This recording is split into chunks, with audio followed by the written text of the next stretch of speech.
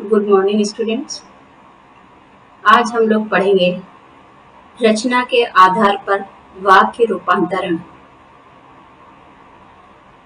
वाक्य रूपांतरण का अर्थ पहले हमको जानना है कि वाक्य रूपांतरण होता क्या है। यह अंग्रेजी के सेंटेंस ट्रांसफॉर्मेशन का अनुवाद है। इसके अंतर्गत एक प्रकार के वाक्य को दूसरे प्रकार के वाक्य में बदला जाता है। तो वाक्य रूपांतरण क्या है? जब हम एक प्रकार के वाक्य को दूसरे प्रकार के वाक्य में बदल देते हैं, वो सेंटेंस ट्रांसफॉर्मेशन अर्थात वाक्य रूपांतरण कहलाता है। वाक्य को बदलने से पहले हमको ये देखना होगा कि वाक्य किसे कहते हैं, और वाक्य से पहले हमको शब्द को देखना होगा। तो शब्दों की रचना वर्णों के सार्थक मेल से होती है। सार्थक का तात्पर्य है जो शब्द अर्थवान होते हैं। तो शब्द कैसे बनते हैं, शब्द की रचना कैसे होती है, शब्द का जन्म कैसे होता है? कई वर्णों के मेल से शब्द की रचना होती है, लेकिन शब्द सार्थक होना चाहिए। हमने यहाँ पर उदाहरण दिया आपको। हमारे वर्ण हैं क, म और ल। शब्द बना कमल, जिसका अर्थ है कमल एक फूल का नाम है। दूसरा वर्ण हमने लिए हैं क, ल, म, जिससे शब्द क्या बना? कलम, लिखने वाला पेन। फिर हमने वही वर्ण लिए हैं और हमने शब्द की रचना की ल, म, क, लमक, जो अर्थहीन है, जिसका कोई अर्थ ही नहीं होता, अर्थात निरर्थक है। हमने यहाँ पर शब्द की जो परिभाषा दी है उसमें लिखा है शब्दों की रचना वर्णों के सार्थक मेल से होती है, जैसे कमल, जैसे कलम। ये तो हो गई शब्द की रचना, शब्द का निर्माण। अब इन्हीं सार्थक शब्दों के, ये शब्द हमने दिए, इन्हीं सार्थक शब्दों के सार्थक एवं व्यवस्थित मेल से वाक्य बनते हैं। जब कई शब्द समूह मिलते हैं तो वो वाक्य का निर्माण करते हैं। और वाक्य की क्या खासियत है? वाक्य भाषा की सबसे छोटी इकाई है, जिनके द्वारा लिखने या बोलने वाले के मन का आशय समझ में आता है। कोई वाक्य बोलता है, कोई वाक्य लिखता है, यदि हम उसको पढ़ते हैं, उसको सुनते हैं, तो हमें समझ में आता है कि जो हमसे बात कर रहा है उसका आशय क्या, उसका मंतव्य क्या, वो क्या कहना चाह रहा है। मनुष्य के विचारों को व्यक्त करने वाला शब्दों का समूह जो व्यवस्थित हो तथा पूर्ण आशय प्रकट कर सके, वाक्य कहलाता है। यदि हम किसी वाक्य को लिखते हैं, जाता है राम, अव्यवस्थित वाक्य है, सुनने में अटपटा लग रहा है, तो किसी भी वाक्य में सबसे पहले सब्जेक्ट होता है, कर्ता होता है, उसके बाद उसका क्रिया आती है। अब वाक्य में हमने देख लिया कि शब्दों के समूह, व्यवस्थित समूह वाक्य कहलाते हैं। अब वाक्य के भी अंग होते हैं।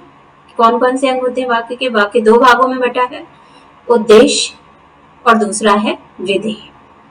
उद्देश्य जिसके विषय में कुछ कहा जाए उसे उद्देश्य कहते हैं। जैसे यहाँ उदाहरण हमने दिया आपको, राम सो रहा है। किसके विषय में सो रहा है, किसके विषय में कहा जा रहा है? राम के विषय। तो राम क्या है? उद्देश्य है, अर्थात जो सब्जेक्ट होता है वो उद्देश्य कहलाता है। दूसरा प्रकार है वाक्य का, दूसरा अंग है विधेय। वाक्य में उद्देश्य के बारे में जो कुछ भी कहा जाए उसे विधेय कहते हैं, अर्थात सब्जेक्ट के बारे में जो कुछ भी कहा जाता है वो विधेय कहलाता है। जैसे हमने एक ही सेंटेंस को विभाजित करके आपको समझाने का प्रयास किया है। हमने जब उद्देश्य वाक्य के अंग बताए थे, पहला बताया था उद्देश्य और दूसरा विधेय।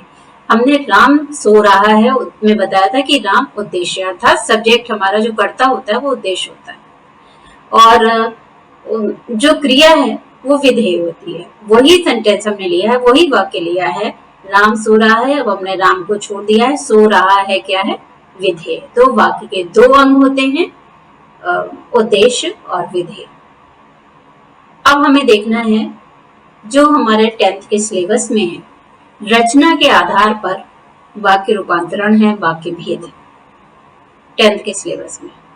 तो अब हम देखेंगे कि वाक्य कितने प्रकार के होते हैं। अभी हमने देख लिया कि वाक्य के अंग कौन कौन से होते हैं, उद्देश्य और विधेय।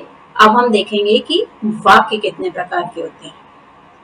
तो वाक्य 3 प्रकार के होते हैं, सरल वाक्य, संयुक्त वाक्य और मिश्र वाक्य। सबसे पहले हम सरल वाक्य देखेंगे।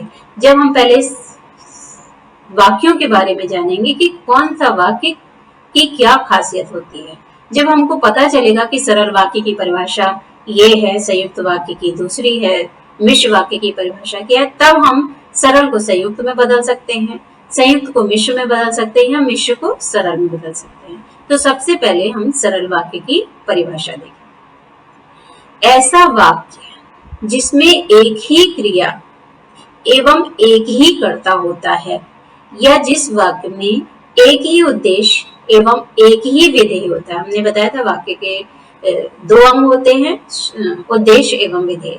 तो एक ही सब्जेक्ट होता है, एक ही क्रिया होती है, एक ही कर्ता होता है, एक ही क्रिया होती है, एक ही विधेय होता है, या एक ही उद्देश्य होता है, वे सरल वाक्य कहलाते हैं। दूसरा, सरल वाक्य को साधारण वाक्य भी कहा जाता है। सरल वाक्य के उदाहरण हमें देखने हैं।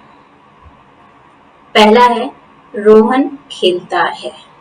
अब इस वाक्य में हम देख रहे हैं, हाईलाइट किया रखा हमने, रोहन उद्देश्य है, खेलता है विधेय है।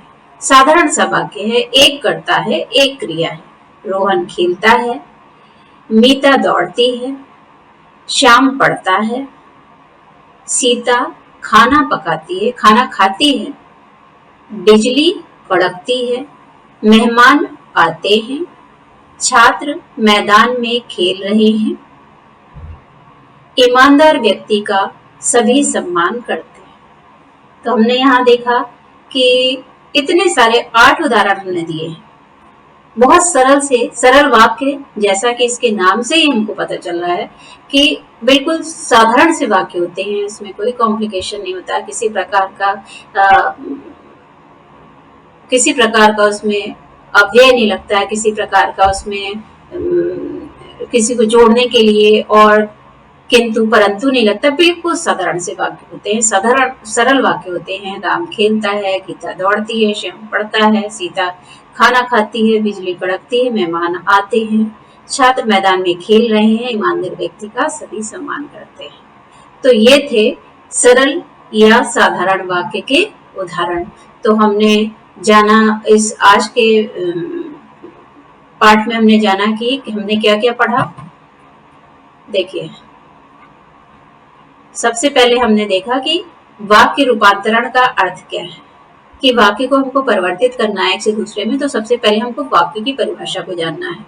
वाक्य को जानने के लिए हमें शब्द को जानना है, और शब्द की परिभाषा हमने बताई थी कि वर्णों के सार्थक मेल से शब्दों की रचना होती है, सार्थक शब्दों के सार्थक एवं व्यवस्थित मेल से वाक्य बनते हैं, और वाक्य वो होते हैं जो मनुष्य के विचारों को व्यक्त करने वाले शब्दों के समूह होते हैं, जो व्यवस्थित होते हैं तथा अपने पूरे अर्थ को प्रकट करने वाले होते हैं। वाक्य के 2 अंग होते हैं, हमने बताया था आपको, दोहरा लेते हैं, उद्देश्य और विधेय।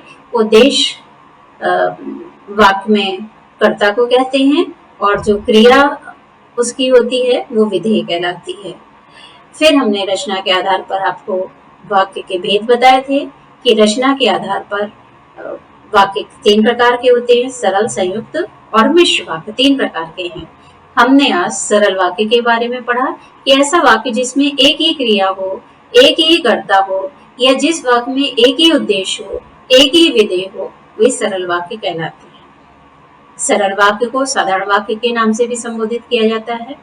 और सरल वाक्य के उदाहरण हमने दिए थे आपको फिर से हम दोहरा लेते हैं। रोहन खेलता है, मीता दौड़ती है, श्याम पढ़ता है, सीता खाना खाती है, बिजली कड़कती है, मेहमान आते हैं, छात्र मैदान में खेल रहे हैं, ईमानदार व्यक्ति का सभी सम्मान करते हैं।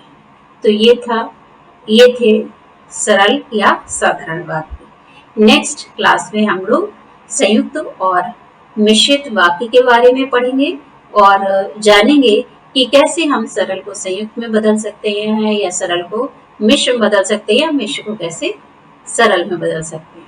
तो आज हमने जाना सरल वाक्य किसे कहते हैं, वाक्य के कितने अंग होते हैं और वाक्य रूपांतरण क्या होता है। तो हम मिलेंगे नेक्स्ट वीडियो में।